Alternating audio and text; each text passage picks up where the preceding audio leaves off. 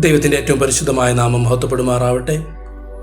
ഇന്നത്തെ ചിന്തയ്ക്കായി തിരഞ്ഞെടുത്തിരിക്കുന്ന വേദഭാഗം യെശയ്യാ പ്രവാചകന്റെ പുസ്തകം 40-ാം അധ്യായം അതിൻ്റെ 31-ാമത്തെ വാക്യം.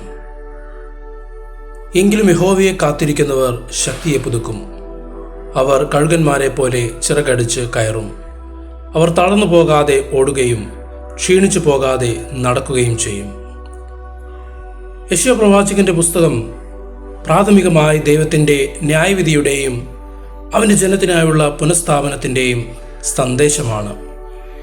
ഇസ്രായേൽ അടിച്ചമർത്തലും പ്രയാസവും നേരിടുന്ന ഒരു കാലഘട്ടത്തിൽ എഴുതപ്പെട്ട പ്രവാചകനായ യെശയ്യാവ് രാജ്യത്തിന് മുന്നറിയിപ്പും വാഗ്ദാനവും നൽകുന്ന സന്ദേശങ്ങൾ നൽകുന്നു.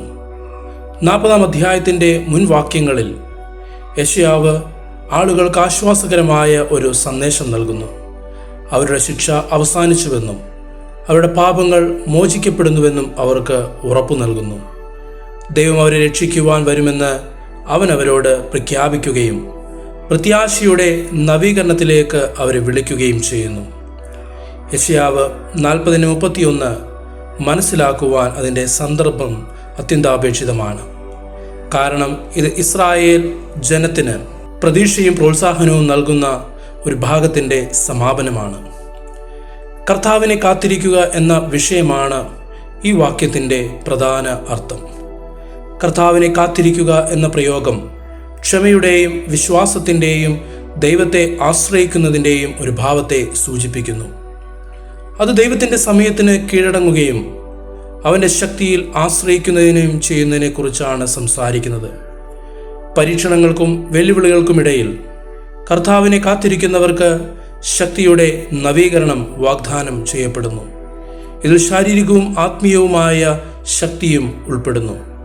കാരണം ഈ വാക്യം കഴുകൻ്റെ ചിറകുകളോടെ ഉയർന്നു കയറുവാനുള്ള കഴിവിനെ വിവരിക്കുന്നു.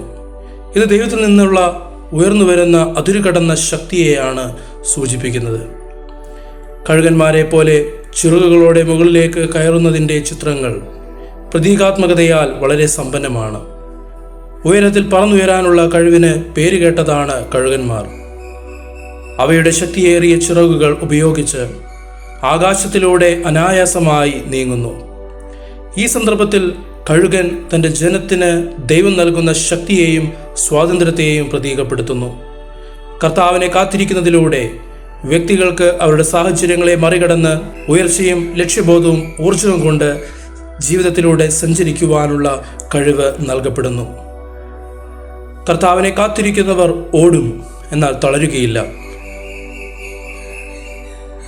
അവർ തളർന്നു പോകാതെ നടക്കും എന്ന വാഗ്ദത്തം സഹനത്തിൻ്റെയും സ്ഥിരോത്സാഹത്തിൻ്റെയും പ്രമേയം നമുക്ക് നൽകുന്നു. പ്രതികൂല സാഹചര്യങ്ങളിലും അചഞ്ചലമായ ശക്തിയുടെയും കരുത്തിൻ്റെയും ദർശനം ഈ വാക്യം നമുക്ക് നൽകുന്നു. ദൈവത്തിൻ്റെ ശക്തി അതിരുകളില്ലാത്തതാണെന്നും അവനിൽ ആശ്രയിക്കുന്നവർ അവരുടെ എല്ലാ ശ്രമങ്ങളിലും നിലനിൽക്കുമെന്നും ഇത് നമുക്ക് ഉറപ്പ് നൽകുന്നു. യെശയ്യാവ് 40:31 ദൈവത്തിൽ തങ്ങളെ തന്നെ ബലമേൽപ്പിക്കുന്നവർക്കുള്ള പ്രത്യാശയുടെയും നവീകരണത്തിൻ്റെയും ദിവ്യ ശാക്തീകരണത്തിൻ്റെയും സന്ദേശമാണ്. ദൈവം തൻ്റെ ജനത്തിന് ശക്തി പ്രദാനം ചെയ്യുന്നു. അവരുടെ സാഹചര്യങ്ങളെ മറികടന്ന് ഉയരുവാൻ അവരെ പ്രാപ്തരാക്കുന്നു.